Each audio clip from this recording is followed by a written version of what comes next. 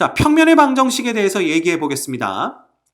평면의 방정식도 우리가 한 점 A를 지나가는 평면을 우리가 생각해 보도록 하죠.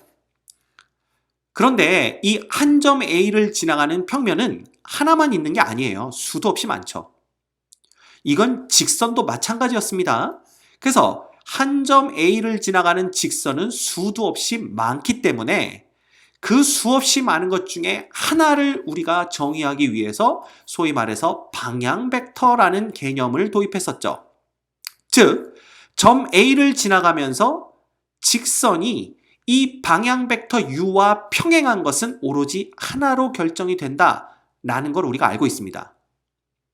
그러면 평면에서도 이 직선에서의 방향 벡터와 같이 수많은 A점을 지나가는 직선 중 하나를 골라낼 수 있는 무슨 근거가 있어야 되는데, 평면에서는 그 근거를 우리가 뭐로 보냐 하면 바로 이 평면의 수직인 벡터로 보게 됩니다. 그래서 예를 들면 이 벡터를 우리가 n벡터라고 한다면 한 점 A를 지나가면서 이 n벡터의 수직인 평면은 오로지 하나만 존재한다라는 거죠. 이해가 되십니까? 그래서 쉽게 말하면 이 평면이 어디를 보고 있느냐, 이렇게 한번 이해를 해보세요. 즉, 평면이 바라보면, 평면이 그냥 이렇게 누워있다라고 생각을 하면 평면이 바라보는 방향은 평면의 수직인 벡터가 가리키는 방향 아니겠냐 이거지. 즉, 직선에서의 방향 벡터의 역할을 하는 게 바로 평면이 어디를 보고 있는지를 나타내는 이 n벡터더라 이겁니다.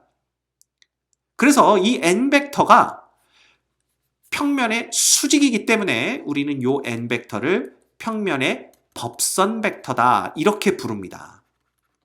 됐죠? 따라서 한 점과 법선 벡터만 주어진다면 우리는 평면 하나를 정의할 수가 있게 됩니다. 자, 그러면 이제 본격적으로 이 한 점과 법선 벡터가 주어졌을 때의 평면의 방정식을 어떻게 구하는지 같이 알아보도록 하죠. 늘 그렇듯이 좌표축을 그릴 겁니다. 그렇죠? 그 다음에 여기에 어떤 법선 벡터 n이 있다라고 생각을 해보는 거죠. 이 벡터를 우리가 n벡터라고 해봅시다. 그러면 이 벡터의 수직이면서 한 점 A를 지나가는 그러한 평면은 딱 하나가 존재하겠죠. 그래서 우리는 이 A라는 점을 늘 그렇듯이 x1, y1, g1이라고 놓을 거고요. 이 n벡터를 우리가 그냥 ABC라는 벡터로 표현을 해보도록 하겠습니다. 그럼 이 평면 위에 임의의 점을 P라고 하고 이 P점을 XYG라고 합시다.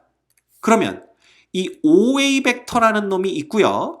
OP 벡터라는 놈이 있을 텐데 편의상 이 OA 벡터를 A 벡터, 이 벡터를 P 벡터라고 한번 표현을 해보자라는 거지. 그럼 잘 봐라. 이 AP 벡터라는 놈은 항상 N 벡터와 수직 관계에 놓이게 됩니다. 왜? 이 N 벡터가 평면의 법선 벡터니까 평면과 N 벡터가 수직이고요. 이게 두 놈이 수직이면 평면 위에 어떤 직선과 어떤 선분과도 n 벡터는 수직이 되는 거죠. 그쵸? 따라서 우리가 얻을 수 있는 건 이 부분이 중요합니다. AP 벡터와 n 벡터의 내적이 항상 0이 돼야 된다라는 거죠. 그러면 이놈을 우리가 뭐를 이용해서 위치 벡터, 즉 그죠? 원점을 시점으로 하는 위치 벡터로 표현하게 되면 OP 벡터 빼기 OA 벡터의 내적 n 벡터가 0이 되는 거고요. 결국 얘는 P 벡터 빼기 A 벡터의 내적 얼마가 n 벡터가 이꼴 0이 된다. 이렇게 되는 겁니다. 이해가 되십니까? 그래서 요 놈이 바로 뭐냐 하면 우리가 구하는 평면의 방정식이 돼요. 이놈을 우리가 뭐라고 부르요? 그죠? 뭐라고 부를까요? 평면의 벡터 방정식이다. 이렇게 부릅니다. 평면의 벡터 방정식. 그러니까 쉽게 말하면 벡터로 표현된 평면의 방정식이다. 이렇게 보시면 돼요. 됐습니까? 그런데 사실 이게 맞긴 맞지만 뭔가 우리한테는 불편하다 이거야. 그래서 얘를 다시 성분에 의한 표현으로 바꿀 겁니다. 자, 그러면 어떻게 되나 볼까요? 요거 한 번에 갑시다. 요 놈은 XYG고요. 그 다음에 A점은 X1, Y1, G1이니까 결국 A 벡터가 X1, Y1, G1이 되는 거죠. 그래서 이놈은 잘 봐. 이놈은 여기다 쓸게요. X 빼기 X1, Y 빼기 Y1, G 빼기 G1 이렇게 되고요. 내적 N 벡터는 A, B, C라고 했으니까 이렇게 표현이 됩니다. 됐죠? 자, 그러면 봐. 얘를 이제 벡터의 성분에 의한 내적으로 표현해 본다면 결국 X 성분끼리 곱한 거 더하기 Y 성분끼리 곱한 거 그 다음 더하기 G 성분끼리 곱한 거 이꼴 0이다. 이렇게 보는 거죠. 됐죠? 그럼 이게 바로 뭐냐 하면 우리가 구하는 뭐가 되는 거야. 그지? 왜 이렇게 맨날 실수를 하죠? 이놈이 바로 우리가 구하는 평면의 방정식이 되는 겁니다. 얘가 바로 평면의 방정식이 돼요. 어떤 평면이라고? 한 점 x1, y1, g1을 지나가면서 벡터 a, b, c의 수직인 그지? 그러한 평면의 방정식이 됩니다. 따라서 얘를 또다시 정리하면 어떻게 되냐 하면 ax 플러스 by 플러스 cg 플러스 마이너스인가요? 마이너스 ax1 플러스 by1 플러스 cg1 이렇게 되는 거잖아. 근데 어차피 이놈들은 상수에 해당이 됩니다. 따라서 다시 쓰면 ax 플러스 by 플러스 cg가 플러스 d라고 놓을까요? 요놈을 마이너스 d라고 놓는다면 마이너스에 마이너스에서 플러스 d 뭐 어차피 상수니까 이꼴 0 이렇게 되는 거죠. 결과적으로 요놈이 뭐냐 하면 요놈이 바로 평면의 방정식의 일반형이 됩니다. 됐죠? 자, 그때 우리가 또 주의 깊게 봐야 될 게 뭐냐 하면 바로 이거예요. 요 앞에 x의 개수, 그 다음에 y의 개수, g의 개수죠. 즉 x, y, g의 1차식으로 표현되는 게 평면의 방정식인데 그때 x, y, g의 개수들을 모아서 만든 성분에 의한 벡터 A, B, C 이놈이 바로 이 평면의 법선 벡터가 된다라는 겁니다. 이해가 되십니까? 오케이, 이렇게 보시면 돼요. 그러니까 여러분이 기억해야 될 건 평면의 방정식은 x, y, g에 대한 1차식이고 그때 x의 개수, y의 개수, g의 개수로 표현되는 벡터 n이 이 평면의 법선 벡터가 된다라는 겁니다. 오케이? 이겁니다.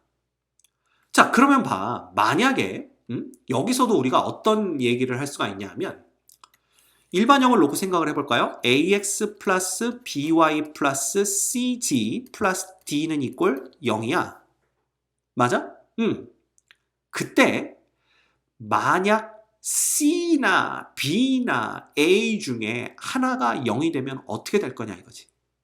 자, 각각의 예를 딱 하나씩만 들 테니까 여러분들이 스스로 나머지에 대해서는 한번 해보세요. 자, 예를 들면 A, B는 0이 아닌데 C가 0인 케이스를 봅시다. 그러면 이게 N 벡터라는 놈은 결국 A, B, 0으로 표현되는 놈이니까 쉽게 말하면 이 법선 벡터라는 놈이 XY 평면 위에 놓이게 되는 거잖아. 이 N 벡터가. 그지? 그러면 얘의 수직인 평면은 어떤 식으로 표현이 되냐면 이런 식으로 이렇게 생길 거 아닌가요? 이렇게? 그지? 여기가 수직이 되면서. 맞죠? 그러면 얘는 어떤 평면이냐면 바로 G축의 평행한 평면이 될 거다라는 겁니다. 이해가 됩니까? 네. 요것도 한번 생각해 볼 필요가 있고요. 나머지 두 개, 즉 B가 0 되는 경우, A가 0 되는 경우는 여러분이 한번 해보세요. 그 다음에 그냥 편의상 이쪽에다가 씁시다. 만약에 A는 0이 아닌데 B와 C가 동시에 0이 됐다라고 한다면 이때의 법선 벡터 n은 A, 0, 0일 거 아니야. 그러면 이 경우에도 그려 X축, Y축, G축을 그렸는데 이 법선 벡터 n이 결국 X축과 같은 방향을 가리키고 있는 거 아니겠냐라는 거죠. 그러면 이때의 평면은 이런 식의 평면이 생길 거고요. 맞죠? 요 놈이 법선 벡터와 수직이 돼야 되기 때문에 요 때는 뭐가 되냐 하면 바로 YG 평면의 평행한 평면이 나올 거다. 자꾸 막 내가 그냥 막 단축해서 쓰네요. 그죠? 평면의 평행한 평면. 이런 생각도 우리가 할 수가 있습니다. 그죠? 그래서 나머지 두 가지 경우, 즉 AC가 0이고 B가 0이 아닌 경우, 그 다음은 A, B가 0이고 C가 0이 아닌 경우는 여러분들이 한번 생각을 해보세요. 충분히 생각할 수가 있습니다. 됐죠? 자, 이번 시간에 우리가 평면의 방정식에 대한 얘기를 했습니다. 그래서 평면의 벡터 방정식부터 어떻게 구하는지 아시고 그걸 성분으로 표현했을 때 평면의 방정식이 어떻게 나오는지, 그리고 그때 법선 벡터를 우리가 어떤 식으로 알아낼 수 있는지, 그런 거 꼭 기억하셔야 문제 푸는데 도움이 될 겁니다. 알겠죠?